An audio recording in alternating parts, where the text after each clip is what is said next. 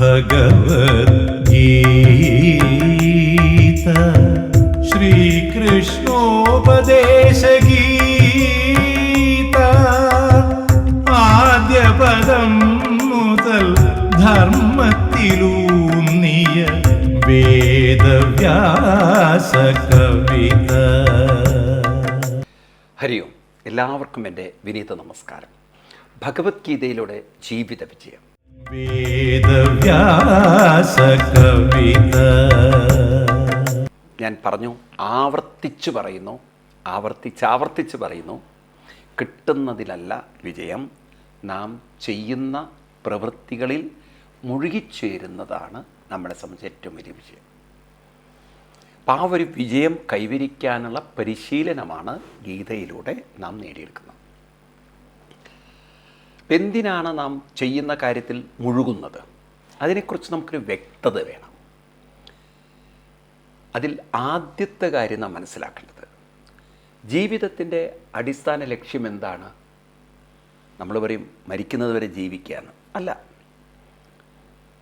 മരിക്കുന്നത് വരെ ജീവിക്കലാണ് എന്നത് അതിൻ്റെ സ്ഥൂലമാണെങ്കിലും ജീവിക്കുന്നത് വരെ സന്തോഷവും സുഖവും സമാധാനത്തോടെയൊക്കെ ജീവിക്കുക എന്നുള്ളതാണ്.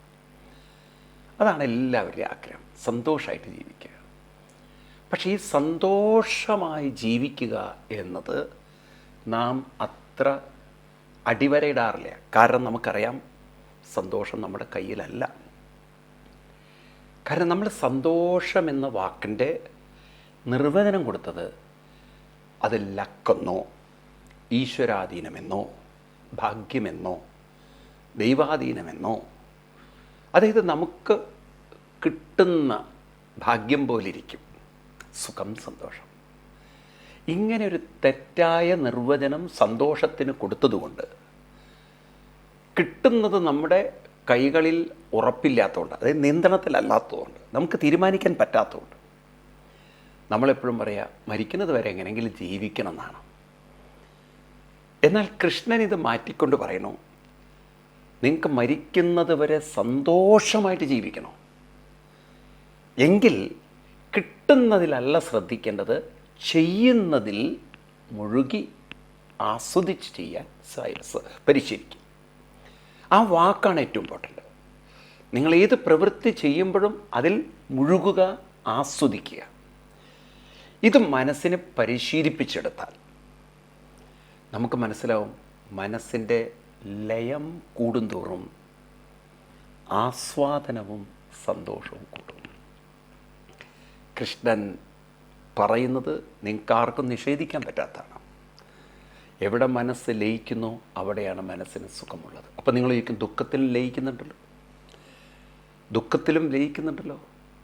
തീർച്ചയായിട്ടും ദുഃഖത്തിലും ലയിക്കും മനസ്സ്. അപ്പം സന്തോഷം എവിടെയുള്ളത്?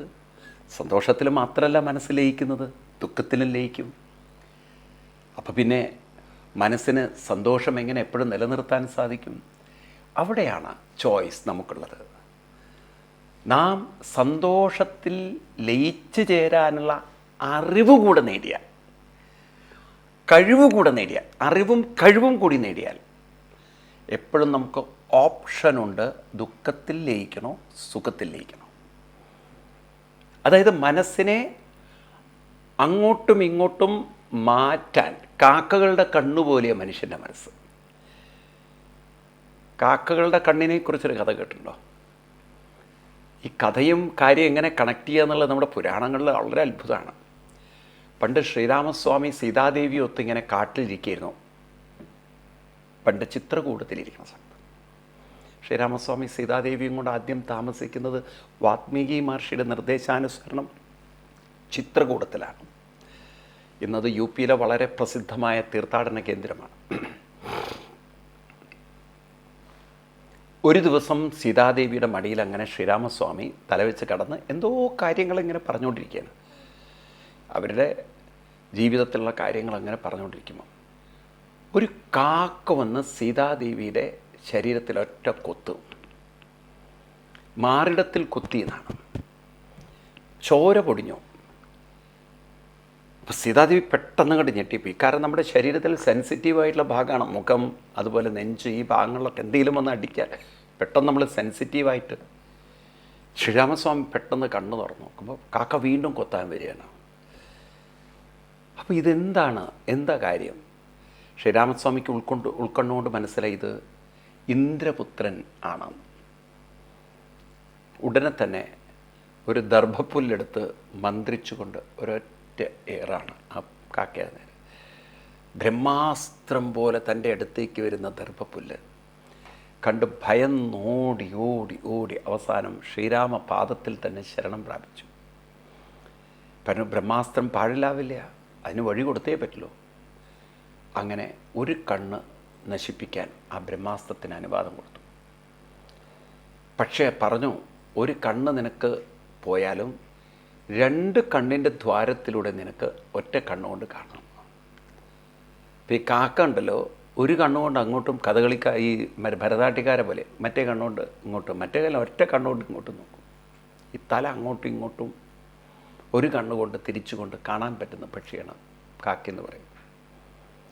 ഇതുപോലെ മനുഷ്യൻ്റെ മനസ്സിനൊരു ചോയ്സ് ഉണ്ട്. എത്ര വലിയ ദുഃഖങ്ങൾ വന്നാലും മനസ്സിനെ നമുക്ക് സുഖത്തിൽ തന്നെ പിടിച്ചു നിർത്താനുള്ള കഴിവ്, ദുഃഖത്തിൻ്റെ തീവ്രത മാറ്റാനുള്ള കഴിവ് മനുഷ്യനുണ്ട്. അതിനാണ് നമ്മൾ പരിശീലനം. പൂന്താനമൊക്കെ പരിശീലിച്ചില്ലേ? ഉണ്ണികൃഷ്ണൻ മനസ്സിൽ കളിക്കുന്ന സമയത്ത് ഉണ്ണികൃഷ്ണനെ മനസ്സിൽ കളിപ്പിച്ച് നാമത്തിൽ മുഴുകി തൻ്റെ പുത്രൻ മരിച്ചു പോയപ്പോൾ ആ പുത്രസ്മരണയിലേക്ക് ആഴ്ന്നിറങ്ങാൻ, അതിൽ മുഴുകിച്ചേരാൻ മനസ്സിനെ അനുവദിച്ചില്ല. ഈ പരിശീലനം മനുഷ്യർക്കുണ്ടെങ്കിൽ ദുഃഖത്തെ തരണം ചെയ്യാം. അപ്പം നമുക്ക് സുഖം നിലനിർത്താൻ പറ്റും. ആ ഒരു തലത്തിലേക്കാണ് മനുഷ്യ മനസ്സിനെ ഗീത കൊണ്ടുപോകുന്നത്. നമുക്ക് ഗീതയിലെ 4-ാമത്തെ അധ്യായത്തിലെ ഏറ്റവും പ്രസിദ്ധമായ ശ്ലോകമാണ് 24-ാമത്തെ ശ്ലോകമാണ് ബ്രഹ്മാർപ്പണം. ആ ശ്ലോകം ഒന്ന് വായിച്ചിട്ട് നമുക്ക് കഴിഞ്ഞ ക്ലാസ്സിൽ കണ്ടു നമ്മളതിൻ്റെ വ്യാഖ്യാനം ഒന്നുകൂടി നമുക്ക് നോക്കാം. ബ്രഹ്മാർപ്പണം ബ്രഹ്മഹവീ ബ്രഹ്മാഗ്നോ ബ്രഹ്മണാഹുതം ബ്രഹ്മൈവ തേന ഗന്ധവ്യം ബ്രഹ്മകർമ്മ സമാധിനാ. എന്തു മനോഹരമായിട്ടാണ് ഈ വാക്കുകൾ ചിട്ടപ്പെടുത്തി വച്ചിരിക്കുന്നത് ഭഗവാൻ. നാം ബ്രഹ്മകർമ്മ സമാധിന, കർമ്മസമാധി, നമ്മുടെ പ്രവൃത്തികൾ എന്താവട്ടെ അത് സമാധിഭാവത്തോടുകൂടി, സമാധി എന്ന് പറഞ്ഞാൽ ഉറക്കം തൂങ്ങലല്ല, കണ്ണടച്ചിരിക്കലല്ല, അലിഞ്ഞു ചേരൽ, അതിൽ മാനസികമായി മുഴുകിച്ചേരൽ. ഇപ്രകാരം ആരാണോ അവനവൻ്റെ കർമ്മങ്ങളിൽ മുഴുകി ആസ്വദിച്ചുകൊണ്ട് ജീവിതം മുന്നോട്ട് നയിക്കുന്നത്, അപ്പം അവിടെ ഏറ്റവും പ്രധാനം മനസ്സിൻ്റെ മുഴുകിച്ചേരലാണ്. ഇതാണ് നമ്മൾ പരിശീലിക്കേണ്ടത്. അതിന് കൃഷ്ണൻ പറഞ്ഞു ബ്രഹ്മാഗ്നോ, അഗ്നി അവനവൻ്റെ കർമ്മവും, ബ്രഹ്മഹവ്യം, ബ്രഹ്മഹവി, മനസ്സാകുന്ന, അർപ്പണമാകുന്ന, ലയമാകുന്ന, മനസ്സിൻ്റെ ലയമാകുന്ന ആ കഴിവിനെ നെയ്യായി കണ്ടു. ഇപ്പോൾ ബ്രഹ്മാർപ്പണം, അങ്ങനെ നമ്മൾ അർപ്പണം ചെയ്യുമ്പോൾ ബ്രഹ്മൈവ തേന ഗന്ധവ്യം, അതാണ് അതിൻ്റെ ബ്യൂട്ടി. ഈ മനസ്സിൻ്റെ ലയ തീവ്രത കൂടുന്തോറും മനസ്സ് എവിടെയാണ് എത്തുക? അലിഞ്ഞു ചേരുന്ന മനസ്സ് അവസാനം മനസ്സിനെ പോലും നിലനിർത്തുന്ന അനന്തശക്തി. മനസ്സിന് തന്നെ പ്രത്യേകിച്ച് രൂപമില്ല, അത് തന്നെ ശക്തിയാണ്. ആ മനസ്സിനെപ്പോലും നിലനിർത്തുന്ന അനന്തമായ ഈശ്വരശക്തി, ബോധശക്തി, പരമാത്മശക്തി, ആ ശക്തിയിലേക്ക് മനസ്സ് അലിഞ്ഞു ചേരും. അതായത് മനസ്സൊരിക്കലും ഇല്ലാതാവുകയില്ല, മനസ്സ് പൂർണ്ണത പ്രാപിക്കുക. ബ്രഹ്മം എന്ന വാക്കിന് തന്നെ ബൃഹത്ത് എന്നാണ്, ബൃഹത്തായത് എന്ന് വെച്ചാൽ പൂർണ്ണതയുള്ളത്. അപ്പോൾ നമുക്ക് ഇന്ന് ഭയം, ദുഃഖം, വിഷമം, വിഷാദം, അസൂയ തുടങ്ങിയതൊക്കെ നമ്മളെ ബാധിക്കുന്നതിന് കാരണം മനസ്സ് ലയിച്ചിരിക്കുന്നത്, അർപ്പിച്ചിരിക്കുന്നത് മനസ്സിൻ്റെ ദൗർബല്യങ്ങളിലാണ്. അതിൽ നിന്ന് മാറ്റി മനസ്സിനെ അവനവൻ്റെ കർമ്മമേഖലകളിൽ കൊണ്ടുവന്ന് ആസ്വദിപ്പിച്ച് പരിശീലിപ്പിച്ചാൽ ആ മനസ്സ് ഒരു ആത്മസുഖത്തിൻ്റെ തീവ്രതയിലേക്ക് ഇറങ്ങി അതിൻ്റെ ആഴവും വ്യാപ്തിയും കൂടുന്തോറും അത് പൂർണ്ണമായ പരിപൂർണതയുള്ള ബ്രഹ്മതത്വം കൈവരിക്കും. മനുഷ്യൻ്റെ ജീവിത പൂർണ്ണത, മനുഷ്യൻ്റെ മനസ്സിൻ്റെ വികാസം, മനുഷ്യൻ്റെ മനസ്സിൻ്റെ ആത്യന്തികമായ ഒരവസ്ഥ എന്താണ്? ഇന്നത്തെ സയൻസിന് പോലും അറിയില്ല. മെഡിക്കൽ സയൻസ് വല്ലതും പഠിച്ചിട്ടുണ്ടോ? മനുഷ്യൻ്റെ അടുത്ത സ്റ്റേജിനെക്കുറിച്ച് എന്തുകൊണ്ടും പഠിച്ചിട്ടുണ്ട്. മരണം തന്നെ എന്താണെന്ന് പൂർണ്ണമായിട്ട് അവർ പഠിച്ചിട്ടില്ല. മരണം അവരെ സംബന്ധിച്ച് ഹാർട്ട് നിൽക്കലും ലിവർ നിൽക്കലും ലങ്സ് നിൽക്കലും ഒക്കെയാണ്. എന്നാൽ മരണം ഭാരതീയരെ സംബന്ധിച്ച് വ്യത്യസ്തമാണ്. ഈ ലങ്സ് നിൽക്കലും ഹാർട്ട് നിൽക്കലും ഒക്കെ അതിൻ്റെ പ്രകടിത ഭാവങ്ങളാണ്. അതിൻ്റെ സൂക്ഷ്മതലം എന്ന് പറയുന്നത് ഡോക്ടർമാർ പോലും സമ്മതിക്കുന്ന ജീവാത്മാവ്, ജീവൻ വിട്ടുപോവുക എന്ന് പറയുന്ന മനസ്സും പ്രാണനും ഈ ശരീരത്തിൽ നിന്ന് വിച്ഛേദിക്കുന്ന അവസ്ഥ. ആ മനസ്സിനെക്കുറിച്ച് ഡോക്ടർമാർക്ക് എന്തറിയാം? അവരെന്ത് പഠിച്ചിരിക്കുന്നു? ഏത് മെഡിക്കൽ സയൻസിൽ അതിനെക്കുറിച്ച് വിശദമായ പഠനമുണ്ട്. ഭാരതത്തിൽ ഋഷിവര്യന്മാർക്ക് മനസ്സിലായി. മനസ്സ് അലിഞ്ഞ് ലയിപ്പിച്ചുകൊണ്ട് അവനവൻ്റെ കർമ്മമേഖലകളെ ആര് ഭംഗിയാക്കുന്നു അവർക്ക് ബ്രഹ്മൈവതേന ഗന്തവ്യം, അനന്ത സുഖത്തിലേക്ക് അവർക്ക് ഉയരാൻ സാധിക്കും. ഇങ്ങനെ മനസ്സിനെയാണ് നമ്മൾ പരിവർത്തനം വരുത്തേണ്ടത്. മനസ്സിനെയാണ് നമുക്ക് കൂടുതൽ കൂടുതൽ പരിശുദ്ധമാക്കേണ്ടത്, പവിത്രമാക്കേണ്ടത്, കൂടുതൽ അതിനെയാണ് ആനന്ദമുള്ളതാക്കേണ്ടത്. നിങ്ങളത് ആലോചിച്ച് നോക്കും. മനുഷ്യ മനസ്സിന് ആനന്ദമുള്ള മനസ്സാവാൻ പറ്റും. ആ ആനന്ദം എന്ന് പറയുന്നത് നാം ചെയ്യുന്ന പ്രവൃത്തികളിൽ മുഴുകുമ്പോൾ ഉണ്ടാകുന്ന ആസ്വാദനത്തിൻ്റെ അനുഭൂതിയാണത്. മനസ്സിന് ആനന്ദം നമുക്ക് നേടിക്കൊടുക്കാൻ പറ്റും. എന്നാൽ ഏതൊരു മനസ്സാണോ അങ്ങനെ പരിശീലിപ്പിക്കാതെ പോകുന്നത് അവർക്കാണ് മനസ്സിൽ വിഷമങ്ങളും വേദനകളും പ്രയാസങ്ങളും പ്രശ്നങ്ങളും ഒക്കെ ഇരിക്കുന്നത്. അപ്പം അതുകൊണ്ട് ജീവിതം ആസ്വദിച്ച് മുന്നോട്ട് പോകാൻ ഈ ഒരൊറ്റ ശ്ലോകം നിരന്തരം ഉപാസിക്കുക. ഞാൻ എന്തിനാണ് ജീവിക്കുന്നത്? ജീവിതം മരിക്കുന്നത് വരെ ആനന്ദമായിട്ട് സന്തോഷമായിട്ട്. അതെങ്ങനെ കണ്ടെത്താൻ പറ്റും? കർമ്മസമാധിനെ എൻ്റെ കർമ്മമേഖലയിൽ മുഴുകണം. എങ്ങനെ എനിക്ക് മുഴുകാൻ പറ്റും? ആ മുഴുകലിനാണ് ഞാൻ എൻ്റെ മനസ്സിന് സാധനാനുഷ്ഠാനങ്ങളിൽ മുഴുകിച്ച് ക്രമേണ എൻ്റെ കർമ്മമേഖലകളിലും മുഴുകാൻ സാധിക്കുമ്പോൾ ബ്രഹ്മ പ്രാപ്തിയിലേക്ക് ഞാൻ യോഗ്യനായിത്തീരുന്നു. എനിക്ക് ഈ ഒരു ശ്ലോകമൊക്കെ വായിക്കുമ്പോൾ ബഹുമാനം തോന്നുന്നത് ഇതര മതങ്ങളെ നമ്മൾ താരതമ്യം ചെയ്യേണ്ടതില്ലെങ്കിലും ഗീതയുടെ വെളിച്ചത്തിലൂടെ നാം നോക്കുമ്പോൾ മറ്റ് മതങ്ങളൊക്കെ ഈശ്വരനെക്കുറിച്ച്, അങ്ങനെ ഈശ്വരൻ്റെ സൃഷ്ടിയെക്കുറിച്ച്, അതുപോലെ ഈശ്വരൻ്റെ പ്രവാചകന്മാരെക്കുറിച്ചോ പുത്രനെക്കുറിച്ചോ വീരകൃത്യങ്ങളൊക്കെ അങ്ങനെ പാടിപ്പുകഴ്ത്തുമ്പോൾ മനുഷ്യ മനസ്സിനെ ഈശ്വരനാക്കുന്ന, കല പഠിപ്പിക്കുന്ന ശാസ്ത്രമായി ഭാരതത്തിൻ്റെ ഗ്രന്ഥങ്ങൾ വിരാജിക്കുന്നു.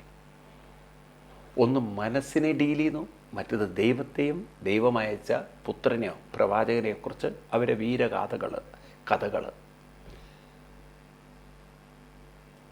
അതെല്ലാം കഴിഞ്ഞുപോയ ചില കഥകളെ അവർ ആവർത്തിക്കുകയാണ്, വിശ്വാസമുണ്ടാക്കുകയാണ്. ഇവിടെ ഭാരതത്തിലെ ഋഷിവര്യന്മാർ നമ്മളെ പരിശീലിപ്പിക്കുകയാണ്. കാരണം മനസ്സെന്നത് എല്ലാവർക്കും ഉള്ളതാണ്, സന്തോഷം എല്ലാവർക്കും വേണ്ടതാണ്, സുഖം എല്ലാവരും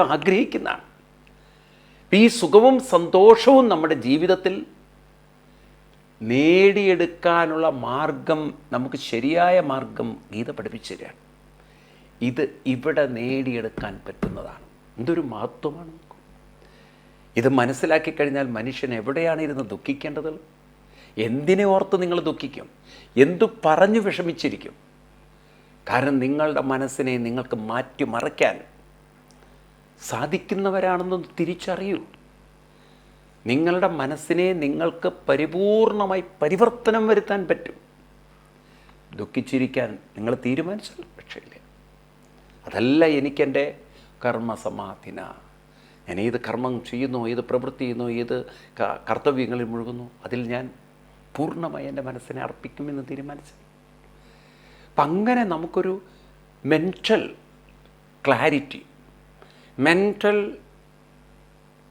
ഒരു വളരെ പെർഫെക്റ്റായിട്ടുള്ള ഒരു ഡിറ്റർമിനേഷൻ, ഇതെനിക്ക് സാധിക്കും, ഇതെനിക്ക് കഴിയും, എൻ്റെ ജീവിതത്തെ മാറ്റിയെടുക്കാൻ പറ്റും എന്ന് ഓരോ മനസ്സിനും ഉറപ്പ് തരുന്ന ശ്ലോകങ്ങളാണ് ഗീതയുള്ളത്. അതുകൊണ്ടാണ് ഗീത ഉൾക്കൊണ്ടാൽ നിങ്ങൾക്ക് തളരാൻ പറ്റില്ല. നിങ്ങൾ തളരുന്നുവെങ്കിൽ നിങ്ങൾ നിങ്ങളുടെ ജീവിതത്തെ ദുർബലമാവാൻ അനുവദിച്ചവരാണ്. ദൈവം വിധി കരയാൻ അനുവദിച്ചുപോയി. അതല്ല നിങ്ങൾ തീരുമാനിക്കുകയാണ് കർമ്മസമാധിന, എനിക്കെൻ്റെ പ്രവൃത്തികളിൽ മുഴുകാൻ കഴിയുന്നൊരു മനസ്സ് കൂടെ ഉണ്ടെങ്കിൽ ഞാൻ എന്തിനു തളരണം, എന്തിനു ദുഃഖിക്കണം, എന്തിനു ഞാൻ ദുർബലനാവണം? അപ്പം അങ്ങനെ ഒരു ഡിറ്റർമിനേഷൻ, ഒരു പ്രോപ്പറായിട്ടുള്ള തീരുമാനം, ഞാൻ എൻ്റെ കർമ്മങ്ങളിൽ മുഴുകി ജീവിക്കും. അങ്ങനെ നിങ്ങൾ തീരുമാനിച്ചാൽ പരിവർത്തനം വരും. ക്രമേണയെങ്കിലും മനസ്സ് നിങ്ങൾ ചെയ്യുന്ന കാര്യത്തിൽ ലയിച്ച് മുഴുകി മുഴുകി മുഴുകി മുഴുകി വന്നേ പറ്റൂ. തുടക്കത്തിൽ അതിന് ഇഷ്ടക്കേടുകളുണ്ടാവാം, അല്ലെങ്കിൽ ഇഷ്ടക്കുറവുകളുണ്ടാവാം. പക്ഷെ ക്രമേണ പരിശീലനത്തിൻ്റെ തീവ്രത കൊണ്ട്, കാഠിന്യം കൊണ്ട് മനസ്സങ്ങനെ ക്രമേണ അലിഞ്ഞു വരും. അപ്പം അതുകൊണ്ട് ഈ ഒരു ശ്ലോകത്തിലൂടെ നാം ഓർക്കേണ്ടത്, മനസ്സിനെ നാം വിചാരിച്ചാൽ മാറ്റിയെടുക്കാം, മനസ്സിനെ നാം വിചാരിച്ചാൽ ഉയർത്തിയെടുക്കാം, മനസ്സിനെ നാം വിചാരിച്ചാൽ പരമ ആനന്ദത്തിലേക്ക്, സുഖത്തിലേക്ക് നമുക്കെത്തിക്കാം. ഈ ഒരു കഴിവ് ഉള്ളവരാണ് മനുഷ്യൻ. ദുർബലരല്ല. ദുർബലരാവുന്നത് നാം പരിശ്രമിക്കാത്തതുകൊണ്ടാണ്, മനസ്സിനെ ഉയർത്താൻ തയ്യാറില്ലാത്തതുകൊണ്ടാണ്. തയ്യാറുണ്ടോ കർമ്മസമാധിന, അവനവൻ്റെ കർത്തവ്യങ്ങളിൽ മുഴുവൻ പരിശീലിപ്പിക്കുക. തുടക്കത്തിൽ പ്രശ്നമാണ്, ഞാൻ പറഞ്ഞു, തുടക്കത്തിലൊക്കെ ബുദ്ധിമുട്ടുണ്ട്. പക്ഷെ നിരന്തരം നിരന്തരം നിരന്തരം നിരന്തരം പ്രയത്നിക്കുക. അപ്പോൾ അത് ശീലങ്ങളാവും, അത് ക്രമേണ സ്വഭാവമാവും, അത് ക്രമേണ നമുക്ക് വഴിപ്പെടും. ക്രമേണ നമ്മളിലേക്ക് ആ ഒരു ഭാവവും ഭാവനയും വന്നു ചേരും. അപ്പം അതുകൊണ്ട് തുടക്കത്തിൽ പ്രയാസങ്ങൾ കണ്ടിട്ട് ഇത് ബുദ്ധിമുട്ടാണ്, ആത്മീയതയെന്നും എനിക്ക് പറഞ്ഞിട്ടില്ല, എനിക്കെൻ്റെ ജീവിതത്തിലെ വിഷമങ്ങളും എൻ്റെ സങ്കടങ്ങളും എൻ്റെ ബുദ്ധിമുട്ടുകളും ഇതിങ്ങനെ നമ്മൾ ചവച്ചരക്കുകയാണെങ്കിൽ ഒരു രക്ഷയില്ല, തോറ്റുപോയി. കാരണം അവരോടൊന്നും പിന്നെ പറയാനില്ല. ഒരാളുടെ ജീവിതത്തിൽ പണ്ട് സംഭവിച്ചൊരു കഥ പോലെയാണ്. പറഞ്ഞ് ആവർത്തിച്ചാണ്, നല്ലൊന്ന് ഓർമ്മിപ്പിക്കുകയാണ് ഈ സന്ദർഭത്തിൽ. ഒരാളിങ്ങനെ ഭക്ഷണം കഴിക്കുന്ന സമയത്ത് ഈച്ച വായ കയറിപ്പോയി. ഈച്ച സ്വാഭാവികമാണ്, ചില സമയത്ത് ഈ ചക്കയൊക്കെ ഉള്ള കാലത്ത് ധാരാളം ഈച്ച ഉണ്ടാവും. അപ്പം ഇയാൾക്കൊരു തോന്നൽ, ഇയാളുടെ വായുടെ അകത്തേക്ക് വലിയൊരു ഈച്ച കയറിയെന്ന്. അപ്പോൾ ഇയാൾ വല്ലാത്ത അസ്വസ്ഥത, അയ്യോ ഈച്ചയല്ലേ കയറിയത്, ഇനിയിപ്പോൾ വല്ല പ്രശ്നങ്ങളുണ്ടാവുമോ? ഈച്ച കുറേ വെള്ളമൊക്കെ കുടിച്ചു നോക്കി, കുറേ തുപ്പി നോക്കി, തൊണ്ടയൊക്കെ ഇങ്ങനെ വളരെ വിരലൊക്കെ ഇട്ടിട്ട് തുറന്ന് തുപ്പി നോക്കി, എങ്ങനെയെങ്കിലും ആ ഈച്ച പോട്ടെ. ഈച്ച പോയില്ല. എന്ന് മാത്രമല്ല, ഇയാൾക്കൊരു തോന്നൽ, വയറിൻ്റെ ഉള്ളിൽ ഈച്ച പറക്കുന്നുണ്ടോ. ഇയാൾക്ക് തന്നെ ഒരു സംശയം, അതിൻ്റെ അകത്ത് നിന്ന് ഗിരി ഗിരി ഗിരി ഗിരി ഗിരി ഗിരി ഗിരി ഗിരി ഗിരി ഈച്ച പറക്കുന്നൊരു ശബ്ദം. ഭാര്യയോട് പറഞ്ഞു, എൻ്റെ വയറ്റിൻ്റെ അകത്ത് ഈച്ച പറക്കുന്നുണ്ട്. ഭാര്യ നല്ല ചുടുവെള്ളം എടുത്തിട്ട് പറഞ്ഞു, അതുകൊണ്ട് കുടിച്ചാൽ മതി, അത് ഈച്ചയുടെ മേലെ വീണ ഈച്ച അത്തോളും. പക്ഷെ ചുടുവെള്ളം കുടിച്ചിട്ട് ഈച്ച കത്തില്ല. ശബ്ദം അപ്പോഴും ഈച്ച പറക്കുക, ഇവിടെ എത്തി വട്ട ഇതാ അങ്ങനെ എനിക്കിങ്ങനെ ചിറകടിക്കുന്ന ഫീൽ ചെയ്യുന്നു ഈച്ചയുടെ. ഭാര്യയ്ക്ക് മനസ്സിലായി ഇത് മാനസിക പ്രശ്നമാവുമെന്ന്. ഭാര്യ കുറേ ഉപായങ്ങൾ എടുത്തു നോക്കി. ചോറുള്ള വിഴുങ്ങി, എന്തിനാ വെച്ചാൽ ഈച്ചയുടെ മേല് വീണിട്ട് ചത്തുപോയി കൊണ്ടേച്ചിട്ട്. ലൂസ് മോഷന് മരുന്ന് കൊടുത്തു, കാരണം അങ്ങനെയെങ്കിലും മരുന്ന് പോട്ടെ എന്ന്. പക്ഷേ ഈച്ച മാത്രം പോകില്ല. എന്ന് മാത്രമല്ല, പറക്കൽ നിൽക്കുന്നില്ല. അതാ വലിയൊരു പ്രശ്നം. ഈച്ച അടങ്ങിയിരിക്കുകയാണെങ്കിൽ കുഴപ്പമുണ്ടായിരുന്നില്ല. ഈച്ച അവിടെ ഇവിടെ എത്തി അവിടെ എത്തി. ഭാര്യയ്ക്കിത് കണ്ട് വല്ലാത്ത പേടി തോന്നി. കാരണം ഇത് മിക്കവാറും ഒന്നുകിൽ കുതിരവട്ടം അല്ലെങ്കിൽ തിരുവനന്തപുരത്ത് ഏതെങ്കിലും ഒരു സ്ഥലത്ത് ഒതുക്കേണ്ട ഒരു കേസായി മാറുന്നുള്ളത്. കുറച്ച് ദിവസമൊക്കെ കാത്തിരുന്നു. ഇയാൾ ഓഫീസിൽ പോകണമെന്ന് നിർത്തി. കാര്യം ഈച്ച പറഞ്ഞുകൊണ്ടിരിക്കുകയാണേ. ഇയാൾ എണീറ്റിട്ടില്ലെങ്കിൽ ഈച്ച പറക്കുന്നു. ഈച്ചയ്ക്ക് നിൽപ്പില്ല. ഭാര്യ കുറേ മന്ത്രവാദം ചെയ്തു നോക്കി എങ്ങനെയെങ്കിലും ഈച്ചയുടെ പറക്കൽ നിൽക്കാൻ വേണ്ടിയിട്ട്. ഒരു രക്ഷയില്ല. അവസാനം സൈക്കാട്രിസ്റ്റിൻ്റെ അടുത്ത് പോയിട്ട് ഈ സൈക്കാട്രിസ്റ്റ് പറഞ്ഞു ഇത് ഓപ്പറേഷനിൽ തന്നെ പോവുള്ളൂ. ഈ ഈച്ച പുറത്തേക്ക് എടുക്കണമെങ്കിൽ ഈ ഓപ്പറേഷൻ ചെയ്യണം. അയാൾ പറഞ്ഞു കുഴപ്പമൊന്നുമില്ല, എത്ര രൂപ വരുന്നു? അപ്പോൾ പറഞ്ഞു അനസ്തീഷ്യ തന്നിട്ടാണെങ്കിൽ ഒരു 50,000. നിങ്ങൾ സഹകരിക്കുകയാണ്, അനസ്തീഷ്യ വേണ്ട എങ്കിൽ ഒരു 20,000 രൂപ. അപ്പോൾ അനസ്തീഷ്യ ഇല്ലാതെ വയറ് കീറാൻ പറ്റും? വയറ് കീറണ്ട, അല്ല ഞങ്ങളെടുത്തോളാം. വയറ് കീറുന്നില്ലേ പിന്നെ അനസ്തീഷ്യ വേണ്ട. ശരി, എങ്ങനെ എടുക്കും? അതൊന്നും നിങ്ങൾ നോക്കണ്ട, ഞങ്ങളെടുത്തോളാം. ഭാര്യ നെഞ്ചത്ത് കൈവച്ചു, ദൈവമേ ഇല്ലാത്തൊരു ഈച്ചയെ ഡോക്ടർ എങ്ങനെയാണ് എടുക്കാൻ പോകുന്നത്? ഡോക്ടർ ഗ്ലൗസൊക്കെ അങ്ങനെ ഇട്ട് ഇയാളെ ടേബിളിലൊക്കെ പിടിച്ച് കിടത്തി. എന്നിട്ട് ഇയാളോട് പറഞ്ഞു സ്റ്റെതസ്കോപ്പ് എടുത്തിട്ട് ഇയാളുടെ കാതിൽ വെച്ച് കൊടുത്തു. ഈച്ച വരുന്നുണ്ടോ എന്നുള്ള അറിയണമല്ലോ, കാരണം ഇപ്പോൾ വയറിൻ്റെ ഉള്ളിലാണ് പറക്കണത്. അപ്പോൾ ഈ സ്റ്റെതസ്കോപ്പിൻ്റെ കാല് ഇയാളുടെ കാതിൽ, സ്റ്റെതസ്കോപ്പിൻ്റെ മറ്റേ ഭാഗത്ത് ഡോക്ടർ മനപൂർവ്വം ഇങ്ങനെ വിരൽ കൊണ്ട് ചൊറിയും നഖം കൊണ്ട്. അപ്പോൾ അതിൻ്റെ ഉള്ള കിരികിരി ശബ്ദം ഉണ്ടാവും. അപ്പോൾ ഡോക്ടർ പറഞ്ഞു ഞാനിങ്ങനെ വയറമർത്തുമ്പം മേലോട്ട് വലിക്കണം. അപ്പോൾ ഈച്ച മേലോട്ട് പറക്കും. പതുക്കെ ശ്വാസം എടുക്കുക, പിടിച്ച് വിടരുത്. ഇങ്ങനെ കുറേ കട്ടിലിൽ കിടത്തി ഇയാളെ കൊണ്ട് വലിപ്പിച്ച് സ്റ്റെതസ്കോപ്പ് മുകളിലേക്ക് കയറ്റും, ഒന്ന് ചൊറിയും, മുകളിലേക്ക് കയറ്റും, ഒന്ന് ചൊറിയും. എന്തിനാ വെച്ചാൽ ഈച്ച കയറുന്നു എന്ന് ഇയാൾക്ക് ഉറപ്പ് വരുത്താൻ.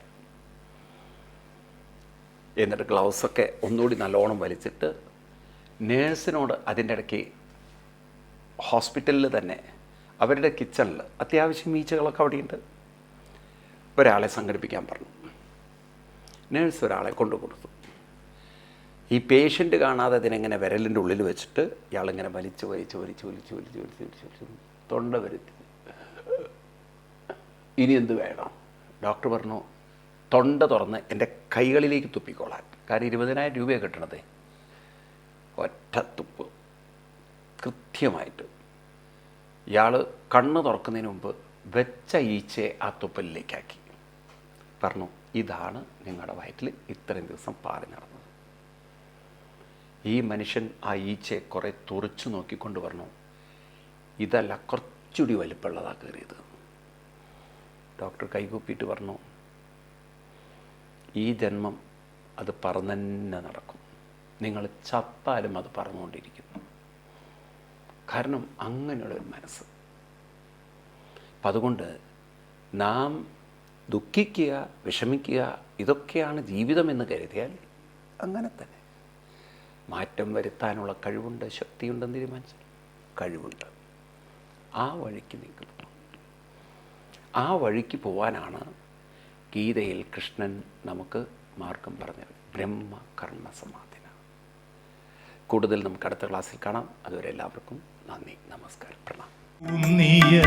വേദവ്യാസ കവിത